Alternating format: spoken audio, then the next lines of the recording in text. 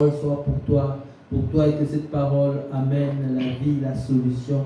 Nous prions au nom puissant de Jésus. Alléluia, de gloire, Seigneur, de grâce, te de prions. miséricorde. Nous voulons te recommander ce moment de parole entre tes mains. Papa, utilise puissamment ton serviteur. Papa, nous avons envie de t'entendre, nous avons envie de t'écouter. Parle au travers de cet homme de Dieu. Parle au travers de lui, Seigneur.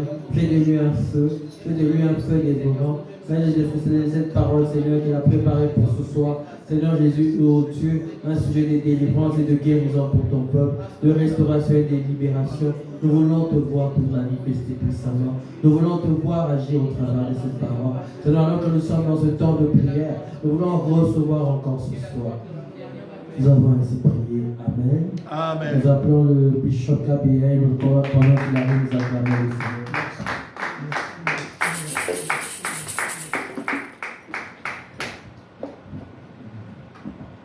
Amen, amen, amen, amen, amen. Amen. Et encore acclamer très fort le Seigneur. Parce qu'il est merveilleux. Parce qu'il vit, je n'ai rien à craindre. Mes lendemains sont assurés. Entre ses mains, il tient ma vie.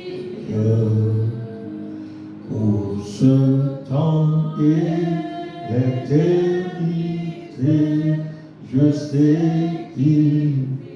Est-ce qu'on peut acclamer très fort le Seigneur Jésus? Nous disons merci à Dieu qui permet que nous puissions être là cet après-midi, qui nous permet de continuer. Aujourd'hui, nous commençons notre 9e semaine, qui est l'avant-dernière de notre marathon de 70 jours. Et nous disons merci à Dieu qui a permis que nous puissions être là, qui nous a fortifiés pendant tous ces jours. Nous lui rendons des actions de grâce. Et notre thème, c'est la puissance de la foi triomphante dans la conquête. Amen, amen, amen, amen. Et aujourd'hui, la 9e semaine, nous allons parler sur les clés de la conquête. Les clés de la conquête. Ou la clé de la conquête. Les clés parce qu'il y en a beaucoup. Et j'aimerais d'emblée dire ceci, bien-aimé. La véritable clé de la conquête n'est pas la force humaine. La véritable clé de la conquête n'est pas la force humaine, mais plutôt l'obéissance aux directives divines, la foi en ses promesses et l'humilité. Ces trois choses font la clé de la conquête.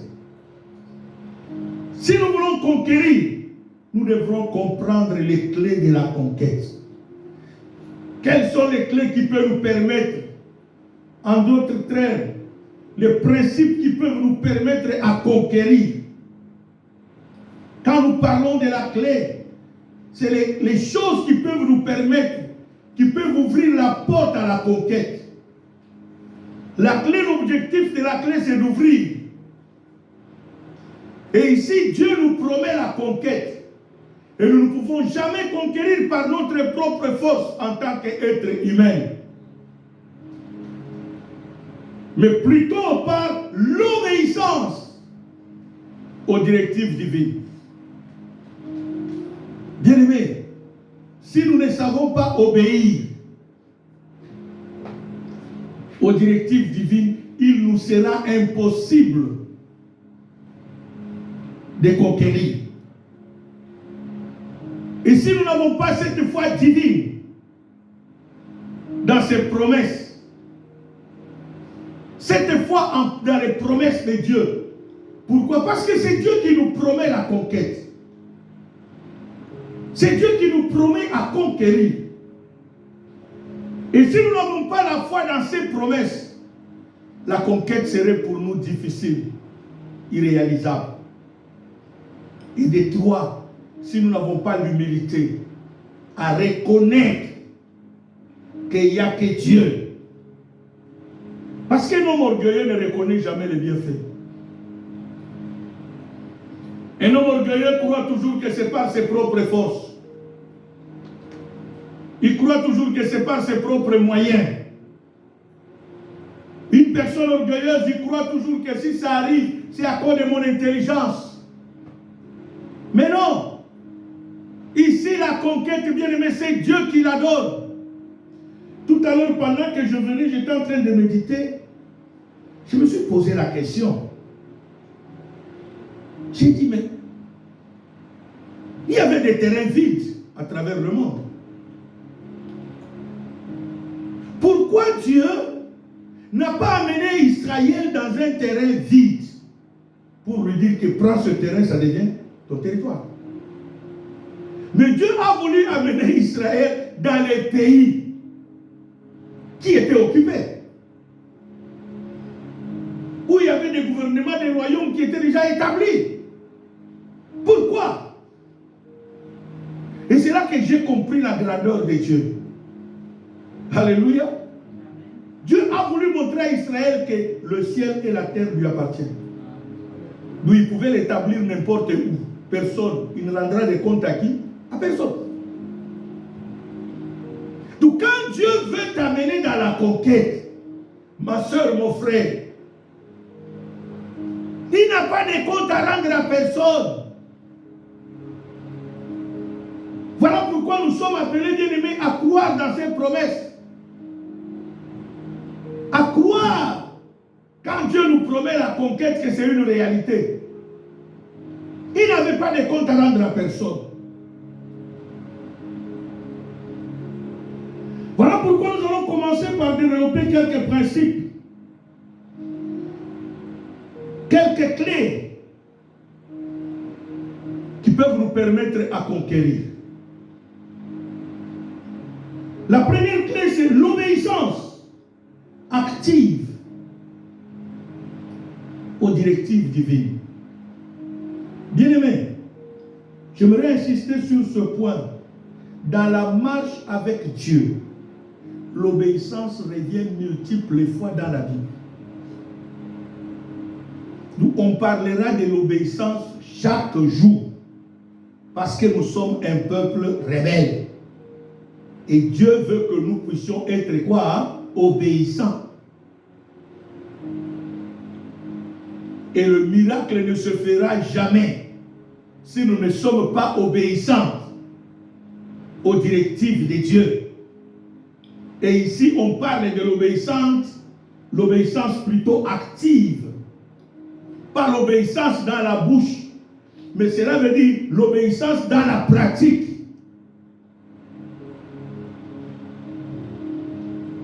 Nous prendrons quelques textes de la Bible. Le premier texte était dans Josué chapitre 6, le verset 18. Josué chapitre 6, le 18e verset.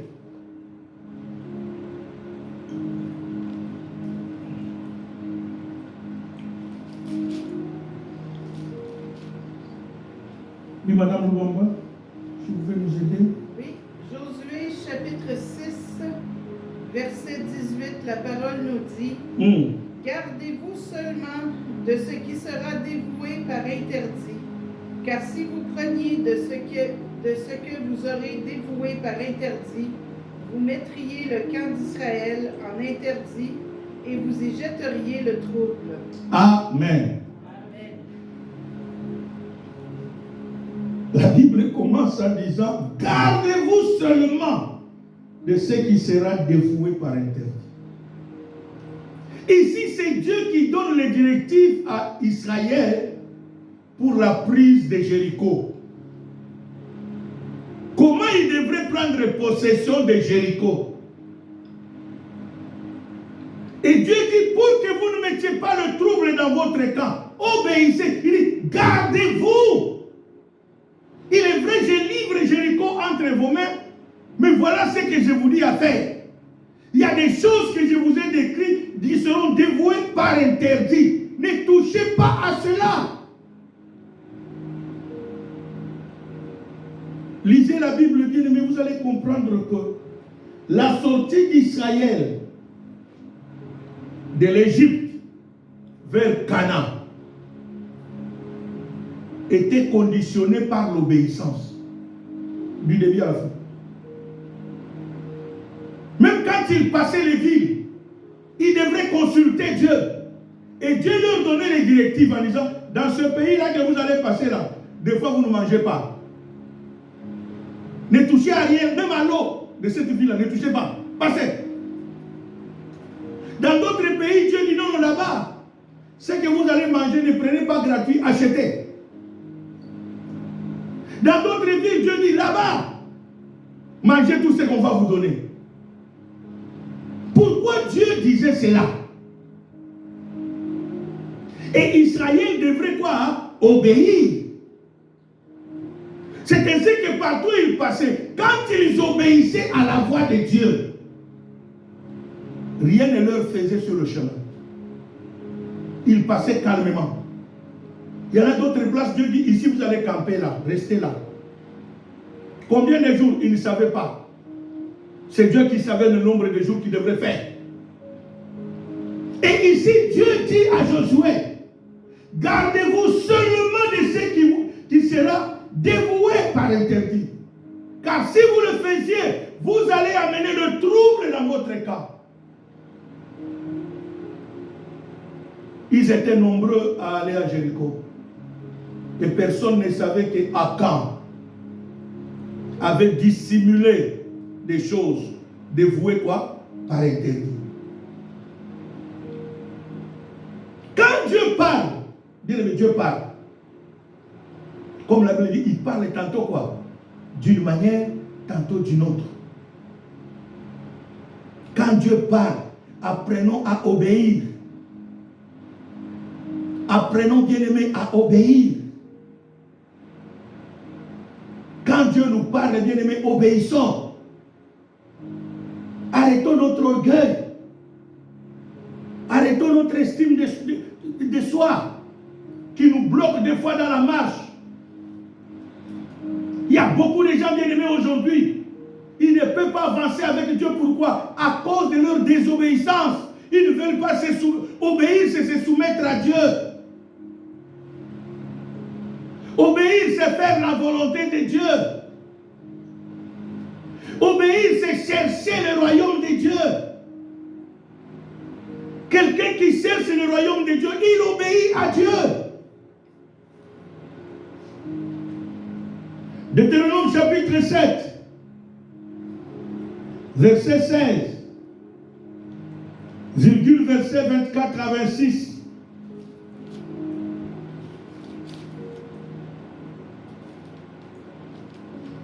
Deutéronome 7,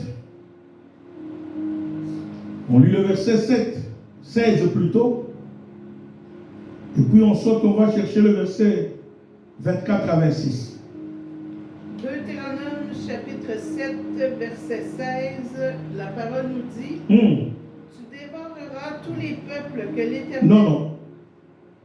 Oh, je m'excuse, moi je suis dans Exode.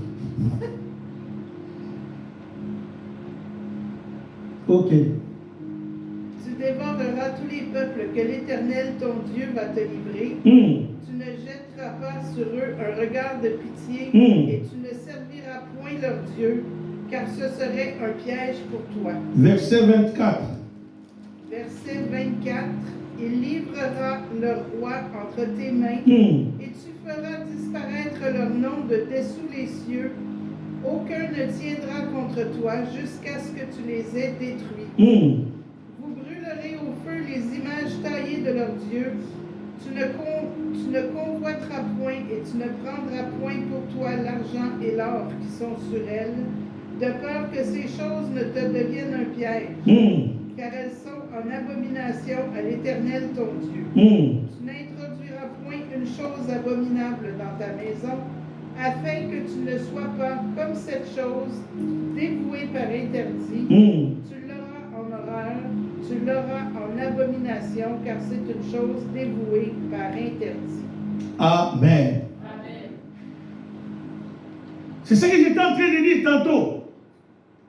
Dans la conquête, Dieu parle, il dit, le pays que je vais livrer là, faites attention à ce que vous allez trouver là-bas. Il y a des choses qui sont là, ne les prenez pas. Les images taillées, vous allez les détruire. Tous ceux-là qui sont à l'abomination, même leur or et leur argent, ne prenez pas.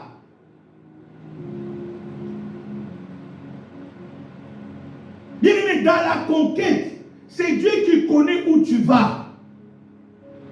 C'est Dieu qui connaît où il t'amène. La ville que tu es en train d'aller conquérir là, le territoire où Dieu t'envoie pour conquérir, tu ne le connais pas. Tu ne connais pas les fondements de cette ville. Tu ne connais pas les habitudes, les coutumes, les mœurs de cette ville. Fais attention à là où tu vas pour conquérir. Fais attention. Il dit, tu n'introduiras point une chose abominable dans ta maison, afin que tu ne sois pas comme ces choses dévouées par interdit. Tu l'auras en horreur et tu l'auras en abomination, car c'est une chose dévouée par interdit. Bien, mais deux fois, nous nous bloquons nous-mêmes par le fait de ne pas obéir à Dieu. Tu arrives dans une ville, tu commences à copier les mœurs de cette ville. Or, toi, ces mœurs-là t'est interdit. Ces habitudes-là, toi, Dieu t'a interdit à cela. Si eux, ils mangent des viandes sacrifiées, toi, tu ne dois pas manger les viandes sacrifiées. Parce que tu es un peuple saint de Dieu. Tu ne dois pas copier les mœurs. Le verset 16 dit quoi? J'aime beaucoup ce verset. Il dit, tu dévoreras tout le peuple que l'Éternel, ton Dieu, va te livrer. Tu n'hésiteras pas sur un regard de pitié. Et tu ne serviras point leur Dieu, car ce serait un piège pour toi. Alléluia. Alléluia. Amen. Alléluia. Amen. Bien-aimé, c'est grave. Dieu insiste. Il nous demande l'obéissance. Le territoire où Dieu veut que tu ailles conquérir, le lieu où Dieu veut que tu ailles conquérir, tu ne dois pas te comporter comme les mœurs de ce lieu-là, les cultures de ce pays-là. Tu ne dois pas. Voilà pourquoi nous parlons de l'obéissance. Ici, Dieu parle. C'est les clés que Dieu donne à Israël pour conquérir Canaan. Les villes qui avaient habité Canaan, les Étiens, les Éviens, tous ces pays, tous ces rois-là, tous ces territoires, ils avaient leurs mœurs. Ils avaient leur comportement, leurs habitudes, leur langage. Leur façon de voir les choses, et même leur nourriture, ils avaient. Et là, Dieu dit, tu ne feras jamais entrer ces choses dans ta maison. Deuxième des clés.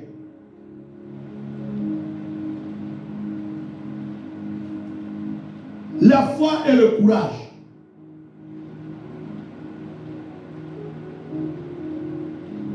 Bien-aimé, tu ne peux pas conquérir si tu n'as pas la foi. Et ici, la foi, ce n'est pas dans la bouche. La foi, c'est dans les actes. Quelqu'un qui croit, il pose. Et le courage, c'est l'un des actes de la foi. Vous allez les constater quand vous lisez les évangiles. Vous allez voir que les gens qui ont reçu le miracle, ils étaient animés du courage. Ils avaient la foi, mais animés de quoi? Courage. Même dans l'Ancien Testament. Quand nous lisons Josué chapitre 1 verset 9, que dit Dieu à Josué? Parce que Josué devrait prendre possession de Canaan. Josué 1, 9. Josué 1, 9 nous dit, ne t'ai-je pas donné cet ordre? Fortifie-toi et prends courage.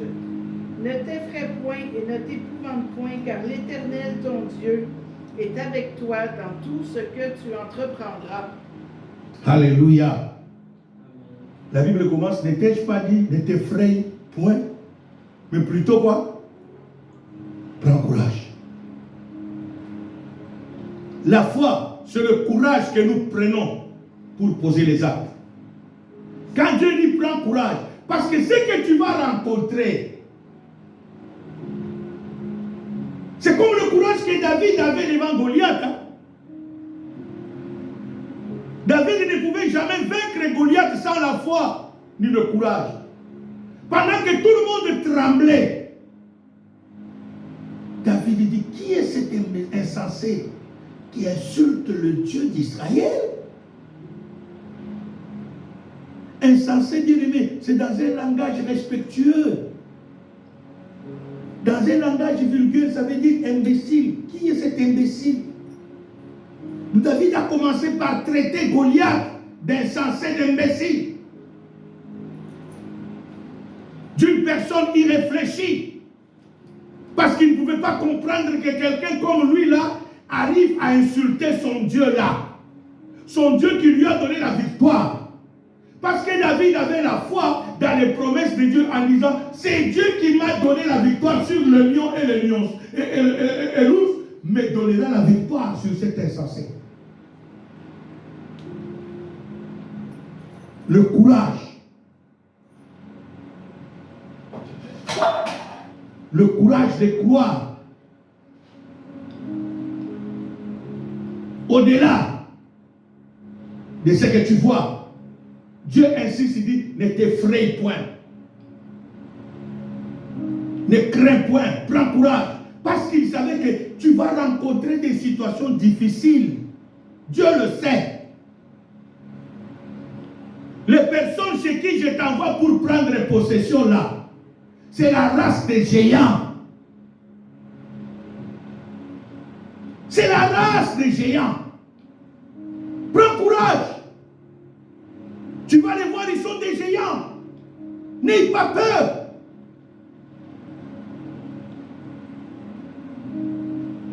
Deutéronome chapitre 31, verset 1 à 8, virgule verset 14, virgule verset 23.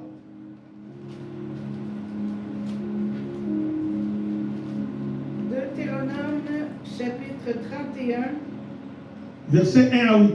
La parole nous dit, Moïse adressa encore ces paroles à tout Israël. Aujourd'hui, leur dit-il, je suis âgé de 120 ans, je ne pourrai plus sortir et entrer. Et l'Éternel m'a dit, tu ne passeras pas ce Jourdain. L'Éternel, ton Dieu, marchera lui-même devant toi, et détruira ces nations devant toi, et tu t'en rendras maître. Josué marchera aussi devant toi comme l'Éternel l'a dit. L'Éternel traitera ces nations comme il a traité Sion et Og, roi des Amoréens, qu'il a détruits avec leur pays. L'Éternel vous les livrera et vous agirez à leur égard selon tous les ordres que je vous ai donnés. Fortifiez-vous et ayez du courage. Ne craignez point et ne soyez point effrayés devant eux, car l'Éternel, ton Dieu, marchera lui-même avec toi. Il ne te délaissera point, il ne t'abandonnera point. Moïse appela Josué et lui dit en présence de tout Israël, fortifie-toi et prends courage, car tu entreras avec ce peuple dans le pays que l'Éternel a juré à leur père de leur donner. Et c'est toi qui qui les mettra en possession. L'Éternel marchera lui-même devant toi, il sera lui-même avec toi, il ne te délaissera point, il ne t'abandonnera point, ne crains point et ne t'effraie point. Verset 14. Verset 14. L'Éternel dit à Moïse, voici, le moment approche où tu vas mourir. Appelle Josué et présentez-vous dans la tente d'assignation. Je lui donnerai mes ordres. Moïse et Josué allèrent se présenter dans la tente d'assignation. Verset 23. Verset 23. L'Éternel donna ses ordres à Josué, fils de Nun. Il dit, fortifie-toi et prends courage, car c'est toi qui feras entrer les enfants d'Israël dans le pays que j'ai juré de leur donner, et je serai moi-même avec toi. Amen. Amen. Bien-aimés, je ne sais pas si vous avez compris ce texte. Combien de fois le mot fortifie-toi est revenu? Combien de fois le mot courage est revenu? Combien de fois ne t'effraie point est revenu? Combien de fois ne crains pas est revenu? Donc tout ça, ça ne vous dit rien. C'est parce que Dieu nous connaît plus que nous-mêmes. Dieu sait que là où il nous envoie, c'est là que j'ai dit ici que chemin faisant, j'étais en train de réfléchir. Je me suis dit, Seigneur, il y avait des terrains vides où tu pouvais y amener Israël, aller quoi? S'installer. Mais pourquoi tu ne l'as pas amené là-bas? Pourquoi? Parce que des fois ça t'arrive, hein? Tu te poses la question, tu dis, mais Seigneur, pourquoi moi toujours des grands combats comme ça? Quand c'est moi, c'est dur. Il faut que j'ai forcé, j'ai travaillé. Pourquoi pour les autres c'est facile? Bien aimé, tu n'es pas comme les autres. C'est ça le problème qui est là. Alléluia. Nous n'avons pas la même grâce. Nous pouvons être appelés ensemble, mais nous n'avons pas le même appel. Chacun de nous a son destin. Dites Amen le plus fort. Amen. Chacun de nous a quoi? Pour preuve, vous pouvez voir les gens qui sont mariés le même jour. Il y en a l'autre le même jour, elle conçoit, l'autre il fallait les temps. Vous posez la question, mais nous étions mariés le même jour. Son mari était gentil. Mais comment ils sont arrivés à se séparer? Mais toi, malgré la méchanceté, vous n'êtes pas séparés. Alléluia. Ce sont des choses qui arrivent. Et Dieu insiste ici à Israël, ne t'effraie point, fortifie-toi, prends courage, ne crains point. Quand Dieu dit fortifie-toi, parce qu'il sait que tu rencontreras des situations graves. Et ce sont ces situations-là qui vont faire faille à ta foi, qui vont te pousser à manquer la foi. Voilà pourquoi tu dois croire. Et si vous lisez bien très bien, il y a quelque chose qui me dit, le verset 23, il termine en disant quoi?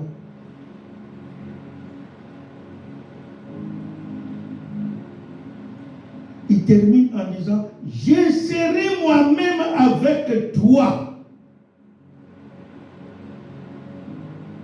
Dieu confirme que malgré tout le combat que tu vas rencontrer, je serai moi-même avec toi. Alléluia. Amen. Voilà pourquoi nous sommes appelés à prendre quoi? Courage. Voilà pourquoi nous sommes appelés à avoir la foi. Parce que Dieu nous promet qu'il sera avec qui? Avec nous. Il dit malgré ce qui va arriver, malgré la santé qui sera détériorée, prends courage, je serai avec toi. Je serai avec toi.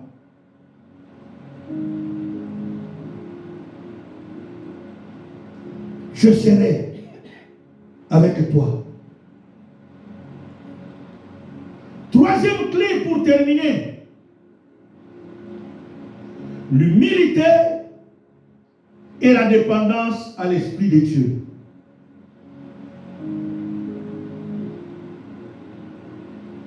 l'humilité et la dépendance. Philippiens chapitre 4, verset 13.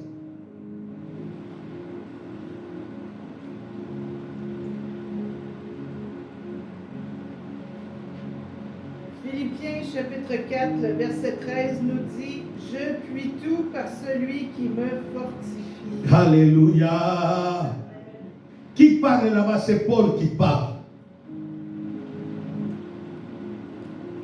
Qui témoigne son humilité devant Dieu. Par rapport à la grâce que Dieu lui avait donnée. Par rapport à la mission que Dieu lui avait donnée. Il arrive à Philippe, il commence à déclarer la reconnaissance envers l'église des Philippiens qu'il a soutenu pendant le moment le plus difficile, où il manquait de quoi manger, où il manquait de quoi. Il dit, malgré que j'ai manqué, bien aimé, je puis tout par celui qui m'a fortifié. J'ai connu des combats. Moi aussi, j'ai manqué. Et Dieu s'est servi de vous pour m'assister. À cause de Dieu, il m'a fortifié. C'est là que Paul témoigne. Son humilité devant Dieu dit, j'ai pris tout par celui qui l'est fortifié. C'est Dieu. C'est Dieu. Paul a connu les combats les plus durs de sa vie ministérielle.